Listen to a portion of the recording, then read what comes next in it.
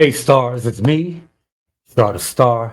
No, listen, I told you I'd be back. Don't act like you surprised. Surprised to see me. I'm here. Okay? Feeling good. It's a blessed day. Again, I want to thank you for your continued support. Please remember to like, comment, share, subscribe. Okay? Please. I need those things. Um, Again, nice day. Started raining. I went out for my walk this morning and it rained a little. And I'm here drinking some ginger tea. And I told you guys yesterday, right, that I wanted to bring you some other little stories. And I told you that I had heard some things about Aaliyah, you know, Dana Norton, Aaliyah, singer Aaliyah that passed away in 2001 in a plane crash in the Bahamas. Well, I know if you're a certain age, that was 2001, is now 2025, 24 years ago. Time flies. Wow. Um, and I had heard some things and I wanted to do some research. Tell me, did you guys know that when Aaliyah passed away in 2001, right? In the plane crash in the Bahamas after filming her Rock the Boat video, right? And for me, of course, 24 years ago, um, I was young and I was an Aaliyah fan and she had went on. What was so weird about it for me was that was just on 106 in Park maybe the day before or 2 days before. And she talked about she was heading to the Bahamas to film a video for Rock the Boat. And, we all know what happened when the video was shot, thank God. And she looked angelic in the video. And it was just amazing how the video kind of transcended her, like with her passing while leaving location with quite a number of people, hairdressers, her glam squad, and a bodyguard, and things of the sort. And there was a lot of talk about why was she even on this plane because they stated allegedly that the plane was overloaded with people and luggage and stuff, and that's why it allegedly when they originally went down the runway and took off a little, but then it came back down and crashed, and because it was too heavy, supposedly. Okay, so but did y'all guys know? Seriously, I didn't know this. Did you guys know Maxwell, singer Maxwell, in the midst of this tragedy of losing Aaliyah, he was the pair to stand up. Well, okay, what happened was because she was the princess, she was well known and well loved, and she had started to do movies, and she was in the middle of doing Queen of the Damned at that time, right? Well, she was really beloved, and so she had a princess-like homegoing, you know. And because at the time, I remember she lived in New York, well, meaning she lived in Trump Towers, so she lived in Donald Trump's building, one of his buildings. And so usually that I know of with funerals, normally you have the funeral and then they drive around where you were, where you lived, and then they take you to wherever your final resting place is, right? So I remember them like her coffin was carried by glass encasing, and it was with white horses and a carriage and all of these things. I remember those type of things, right? And we're talking 24 years ago, but anyway, you can look it up, you'll see it. Do you know that allegedly her record label at the time, which was Virgin Records, initially agreed to cover the cost for the funeral and everything that was going to go on, but later backed out. Backed out, leaving the funeral home unpaid. Well, singer Maxwell stepped in and covered the $68,000 bill out of his own pockets. That I find that to be great and everything, and I don't even see why it was an issue when it came to money for Aaliyah and her funeral. Mainly, I mean, just something to make you go, when she passed away, am I right in thinking that she was with Dame Dash at the time when she passed away? Because all you ever heard was that she was rushing back to get back to him. You know what I mean? Why didn't he pay for the funeral? Because at that time he was still with Jay-Z, and it was millions and millions, and he wasn't in the state that he's in now. Okay, how about that? So I don't understand why Maxwell had to step in and pay this bill, which let me believe that it was going around that it wasn't paid, and the funeral home was going to make it public that they hadn't been paid. And I guess he didn't want it to go public, but there's plenty of stories. Look it up.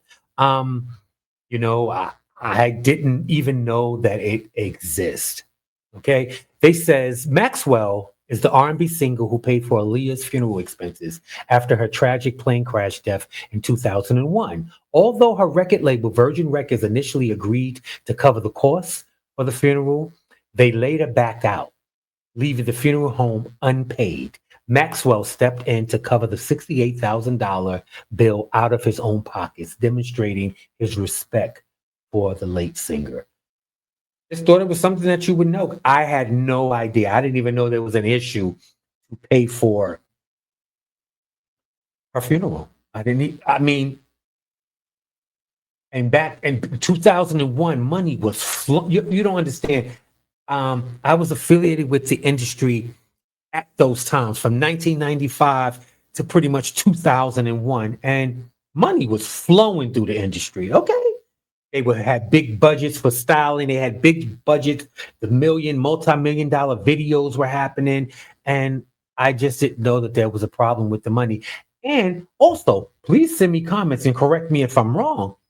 Wasn't her uncle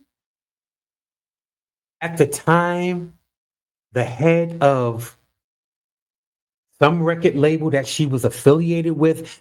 I don't know. I'm just, listen, I don't know. But anyway, I didn't know that there was a problem paying the bill for her funeral, and that Maxwell is the one that stepped in and paid it. Who knows? See, these are the things, like I said to you, I want to start telling you little things that maybe you've never heard of before, and maybe you have, but I know I haven't. And if I haven't, a lot of people haven't. So, we have to learn to get these stories. Like, for instance, right? There's a story that's been going around, and I came across it a couple of months ago, but because of what was going on with me, I haven't had the time to really investigate it, but I'm going to spend some time either today or tomorrow investigating. And this story is about Pam Grier and Richard Pryor. Now, I know that Richard Pryor is passed on, but Pam Grier isn't. She's still here with us. So I want to be factual when I tell y'all this story that I want to tell, but I have to make sure that it's correct and it's real and factual. And it's very hard to get the truth out of stories from back in the 70s, because this story, I never knew that Pam Grier and Richard Pryor was even an item. But from what I'm finding out, back in the early 70s, Richard Pryor and Pam Grier was the version of Beyonce and Jay-Z now. They were a big deal back then. I see so many pictures of them together with their fur coats and out and whining and dining and Rolls Royces and stuff like that. So I didn't even know. I didn't know that Pam Grier and Richard Pryor was an item, and that they were together for quite a while. And I want to tell you the story that I came across, but I have to make sure that it's factual. But tell me this. Those of you of a certain age and that have heard of any stories of Pam Grier and Richard Pryor, please comment and let me know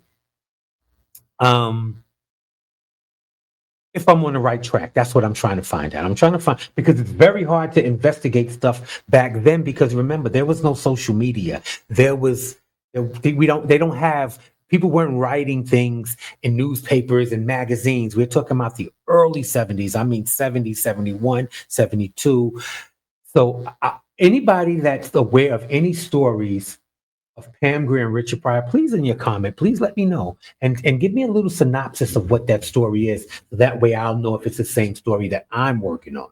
Because I want to tell you the story because it's interesting, but I have to make sure it's factual. Okay, so we now know that that Maxwell has paid for Aaliyah's funeral expenses, allegedly.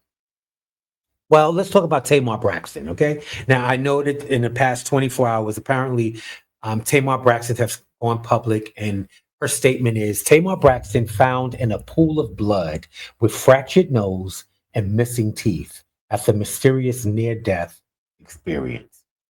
So that's what she put in on her social media. And she's also stating that she doesn't know what happened to her. Now, we know that Tamar has a flair for the dramatics and extra, and we know, right? But this is not something to play with. And if I'm not mistaken, allegedly she's had some issues and she's been going to therapy and stuff like that. And I'm going to read what I've come across so far, which is what everyone else has come, because what she's stating is she doesn't know what happened. All she's stating is that a friend found her on this past Sunday, and when they found her, she was um, laying in a pool of blood. She had a broken nose, missing teeth. Okay, it says Tamar Braxton reveals that she woke up in a pool of blood after a mysterious near fatal accident left her with a fractured nose and missing teeth. She states, I struggled to write this, but everyone keeps calling me, and honestly, I can't even talk anymore. I'm so weak, the singer wrote via her Instagram stories on Tuesday, which was yesterday. I almost died on Sunday, says Tamar.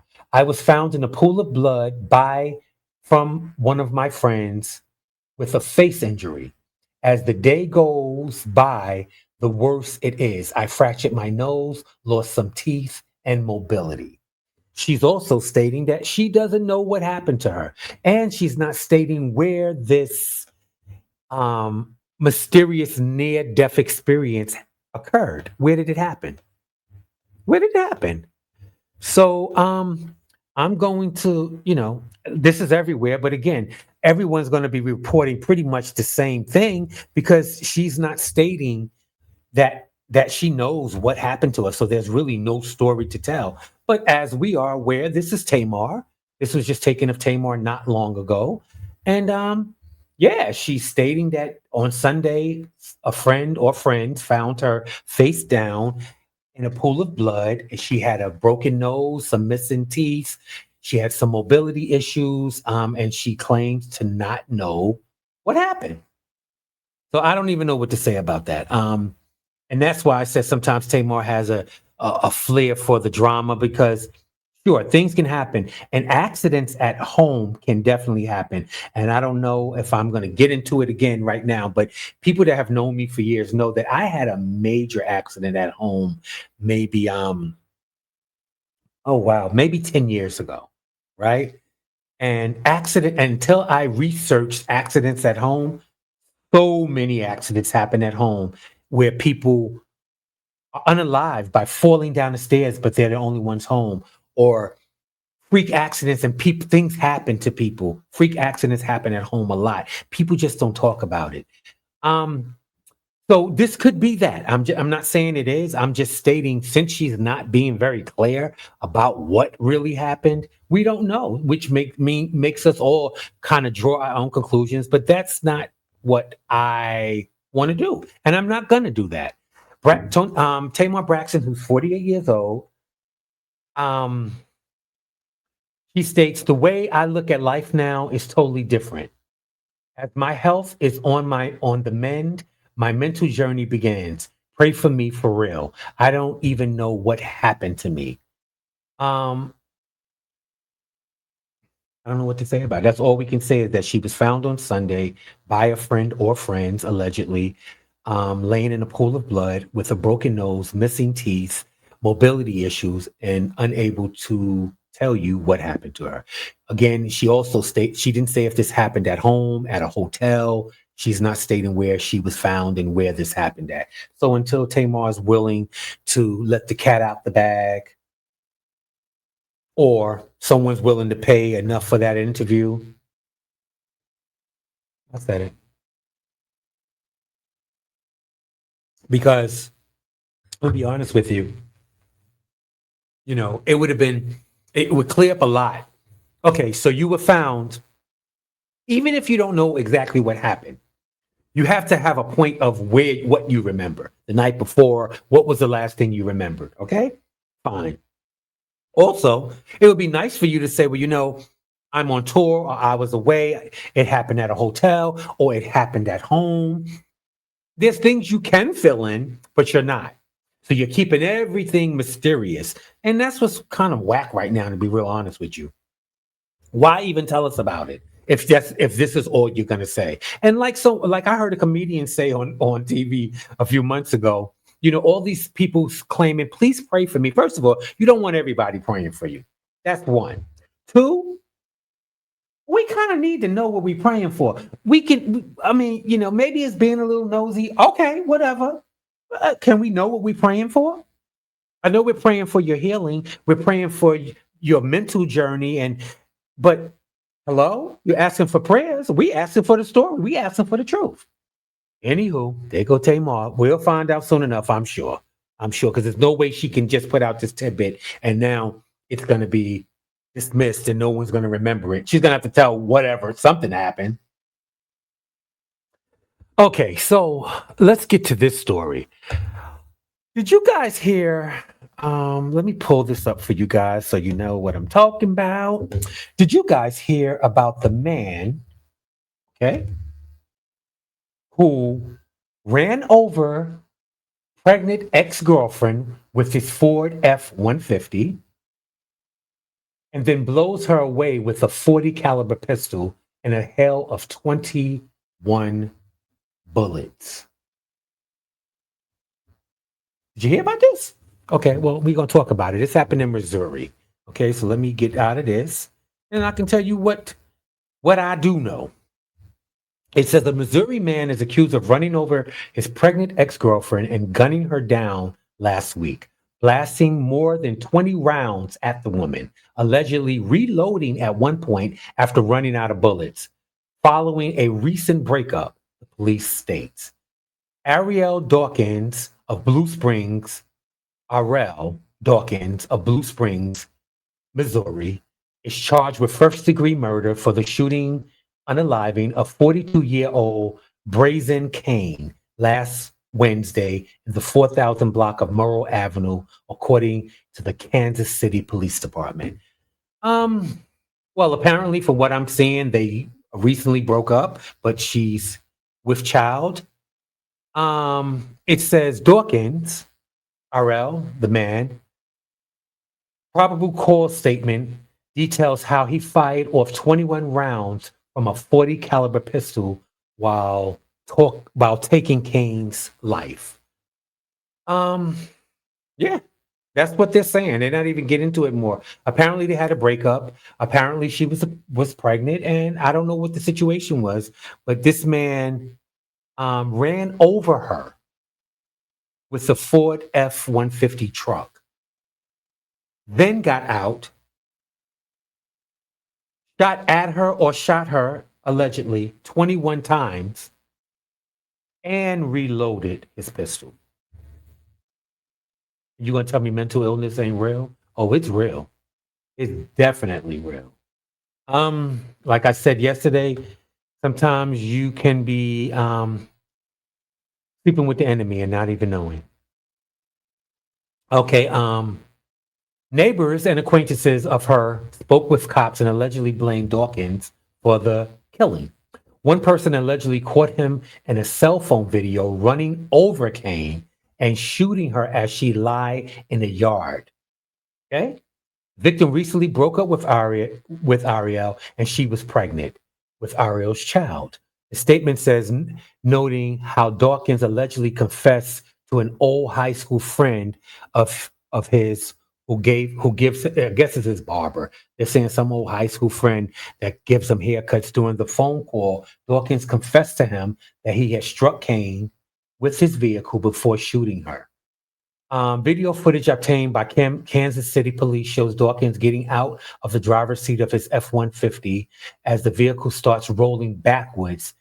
After striking Kane, the probable cause statement states Dawkins pointed a firearm at Kane as she is lying in the yard and shoots her several times at close range. Dawkins then turns and walks towards the street, and once he's in the street, he turns towards Kane and begins firing at her body again. Mental illness ain't real? Oh, that's real. And it don't get no realer. So he ran over his pregnant ex-girlfriend. After running her over, he shoots her then walks away, reloads, and turns back to her body and shoots her some more. Um, I don't even know what to say about that. What do we say about that? Um,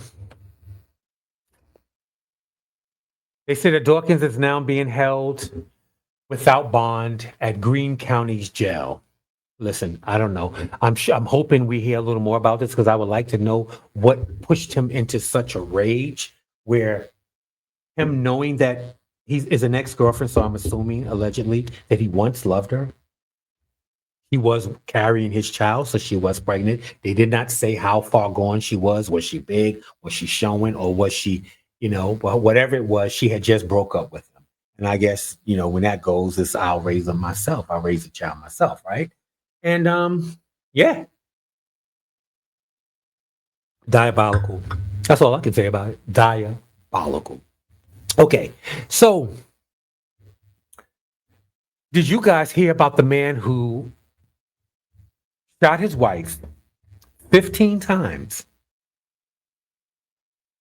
the day after she served him with divorce papers? What's going on with y'all men? Like, seriously, what's going on with y'all men? Man who shot his wife 15 times the day after she served him with divorce papers gets decades behind bars. Well, that's nice to know, but I mean, really, really. Okay, so the Michigan man who pleaded guilty of murdering the woman who tried to divorce him, he learns his fate. And it says Marcus Lofton, 44, was sentenced to 25 to 50 years in prison after he pleaded guilty to second-degree murder. Lofton shot his wife, 38-year-old Alicia Lofton, 15 times. The day after she served him with divorce papers, the couple had been married for just 6 months. Marcus Lofton plea agreement came after a mistrial on the same charges when the jury could not come to an anonymous verdict during the sentencing, which was covered by local news and outlets. Marcus Lofton chose not to speak, but was in the courtroom to hear from the people who loved the woman he murdered. Okay, so they were married 6 months. And she served him with divorce papers. So the next day he shot her 15 times and unalived her. I don't know what's going on with your men, really. Men, this is what you guys are doing. Okay. Did you hear about the toddler who was left in a car, right?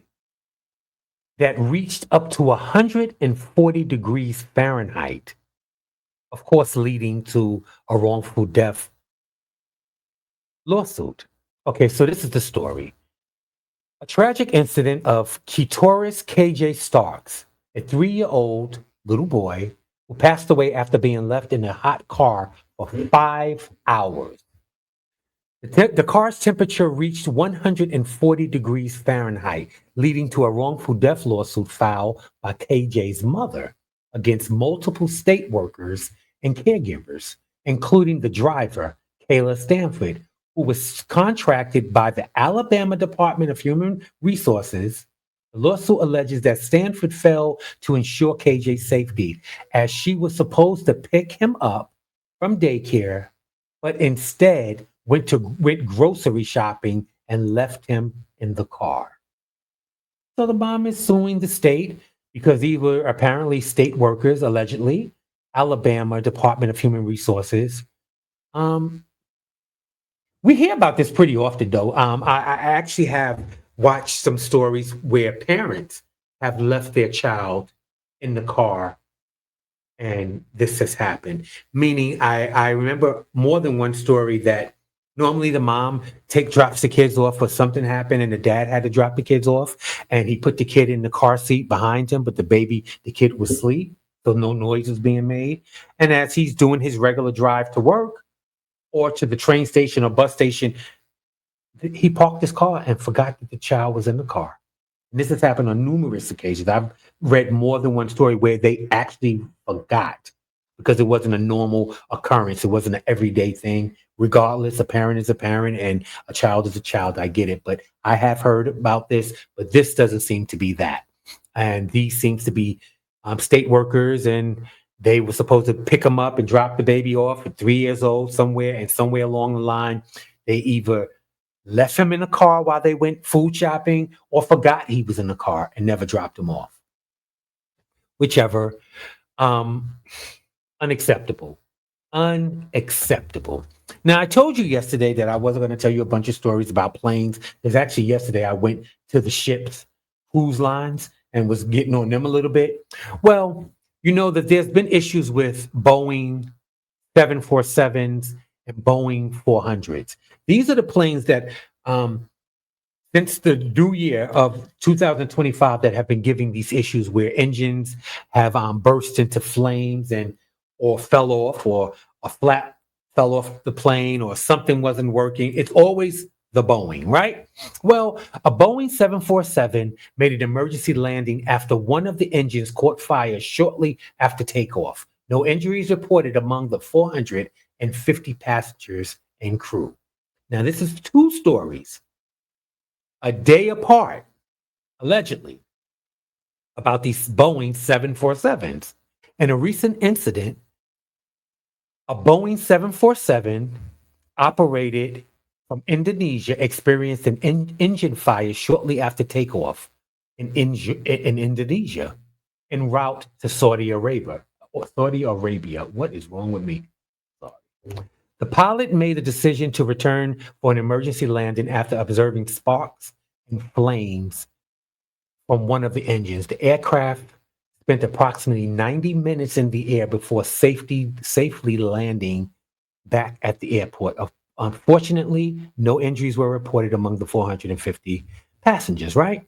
And I want to actually show you something because I actually have a picture of the plane, right? Give me 1 second. Okay.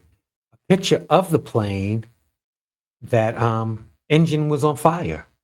Now, this is just one story because there's another one that happens the next day. And I'm just telling you people that this is happening very, very often. Very often. 1 second. Let's see. No, I don't want that. I don't want that. This is what I want. Okay. So, look at this. I'm going to show it. And now I want to blow it up a little bit. So let's see if I can blow this up. This is the picture right here. You see my cursor moving around erratically? This is the picture of the engine on fire as they're landing at the airport. Boeing plane makes emergency landing after engine bursts into flames. Well, this is the flames, people. I don't know what to tell you about it. I've told you guys over and over again. I don't want you guys to be scared. I want you guys to be aware, and I want you guys to be intentional. With all that being said, I don't know people because this is happening on a daily basis. This has happened on a daily basis. Okay, so, wow. Incredible. And I'm looking at the video of the flight and the thing is on fire. And I can almost imagine what's going on with the passengers that's on there, experiencing it. You know what I mean? Listen, this again, another Boeing 767, a FedEx plane, had to also make an emergency landing after its engine burst into flame. And this was a FedEx Boeing 767. So the first plane was 747. This is a 767. I don't know what to do with it. I don't know what to tell you, but be careful out there and plan your trips carefully. Definitely, this ain't no time to be flying cheaply. Be comfortable, people. Did y'all guys know that Jennifer Lopez was denied entry into the Chanel store in Istanbul? Because the store was at full capacity and the security guard did not recognize who she was. Well, yeah, this happened a few days ago, last week. While in Istanbul for her Up All Night Live 2025 tour, Jennifer Lopez attempted to enter a Chanel store located in the upscale shopping center in Istanbul. However, a security guard stopped her at the door, stating that the store was full. Lopez, unfazed by the situation, calmly responded, "Okay, no problem," and walked away from the store.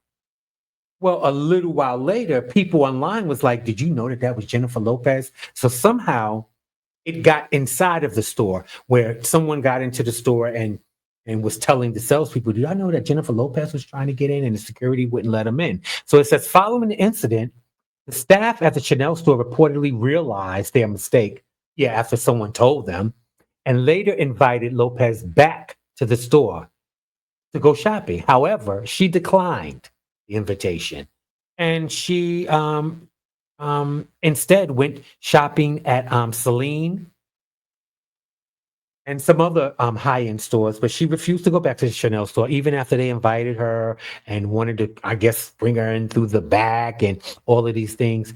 Um, I don't know. It's like these stores are out of control. And how dare you? You're charging $10,000 for a bag that just 4 years ago used to be $5,000. Okay, that lets you know about your price increases. So there ain't people killing yourself to get to your store to buy your things. Everybody's at the aftermarket now that I know of. Pre-loved, the real, what goes around comes around. I use all of those. I'm not waiting on a list. First of all, I'm not going to spend an obscene amount of money that I don't have at Hermes so that at some point they can graciously offer me a Birkin bag or something that I would like from Hermes. I'm not going to do that. What are you doing? The same, once you carry that bag out the store and take everything off of it and carry, it is now pre-loved. Just like a car. It's brand new at the dealership, but once you drive it off the lot and drive it home, it's now considered used. So I have no problem. Hear me loud, hear me clear, tapping into my mic. I have no problem going to the aftermarket of the real, what goes around comes around, like numerous ones to get what I want. Um, and the same goes with Chanel. Um, I'm not going to wait on your line and be disrespected by you and your salespeople for whatever the reason is. Um, to buy your expensive crap. I want it and I like it. And listen, people say, well, if they treat you that way, what?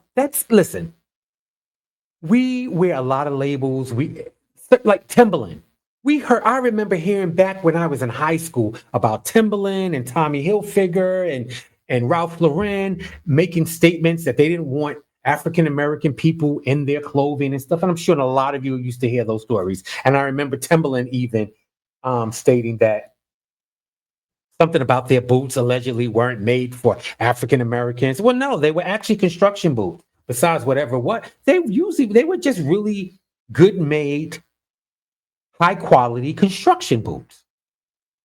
And we're the ones that blew it up to the world wearing Timberlands all year round. I know I'm from Brooklyn, and it's nothing to see us with a pair of shorts and a pair of Timbs on and a tank top or whatever at the time in the summer, winter, spring, summer, fall. So I don't know. So I'm not mad at Jennifer Lopez of when she received the invite to come back to the store. No, for what? My money's good everywhere. I ain't mad at her. And I know they probably sent her by now. Chanel has probably sent her 10 new bags in every color just to say that they're sorry because it's a big deal when you have Jennifer Lopez carrying your bags. And I mostly see her carry Hermes. But whatever, I'm sure she carries Chanel too. And again, I'm sure they've sent her. See, the ones that can afford the stuff don't pay for the stuff, period. It's given to them. So I'm sure with this mistake, please, Jennifer Lopez has probably received 10 to 20 bags at this point, and they kissing her butt, and that's what it is. But that's what happens. That's what happens. Okay, so this will be my last story for you guys, and I'm not going to keep you. I'm going to see you soon. I'm going to bring this up. Come on, where you at? Where you at? Where you at? Okay. This takes place in New York City, and it involves an NYPD detective. It says NYPD detective says partner sexually harassed her, and she was stripped of gun badge when she reported. Okay. Um. Now I'm going to show you the woman, and then I'm going to tell you the story. This is the detective that we're speaking of. I'm about to tell you the story of, right? Her name is Jasmine Walls, Detective, NYPD Detective Jasmine Walls. Okay? Come on, get into it. Get into it. Don't act up. Okay. Okay. So now let's get to the story. Okay, this is Jasmine Walls that we're talking about. So you're saying, oh, what does she look like? Why was she sexually? Look at her. Okay, I'm not mad. Okay, Jasmine, come forth. Okay. So this is Jasmine's story. Now, why I'm telling you the story is because we hear so much about the police and the bad things they do to us as civilians and African American is what I'm talking about at the moment, right?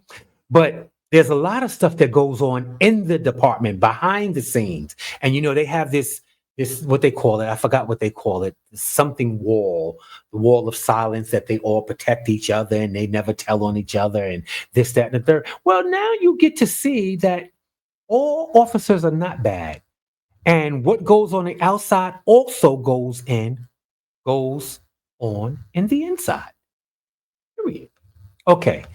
An NYPD officer was sexually harassed by her mentor, then sent to a shrink by her bosses when she spoke out, she claims in a new lawsuit.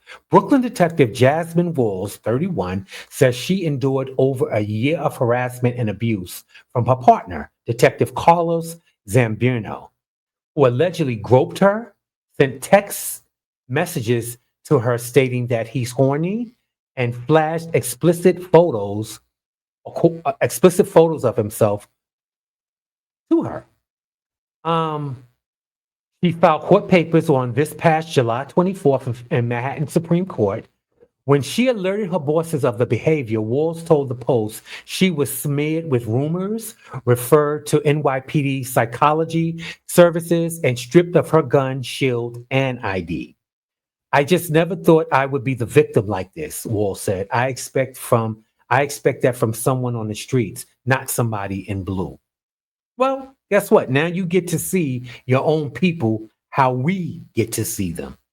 So I'm not happy that this happened to her, but it's good to know that they're not quitters and it ain't just us, it's everybody. Everybody can get a little bit of it. Even their own officers with this blue wall of silence that they have that they protect one another. Well, finally, someone's speaking out. And for her to have gone through this for a complete year and she reported to her superiors, and what they do, they write her up, they talk about her, make up rumors about her to make her look bad, and then refer her to the NYPD psychological services, which means they think something's wrong up here. So then, in the midst of being reporting her to psychologically for write ups, they took away her gun, her shield, and her ID. Listen, that's what I got. That's it. I love you guys. I want you guys to be intentional. I want you to check on your strong friends. I want you to check on your strong family members.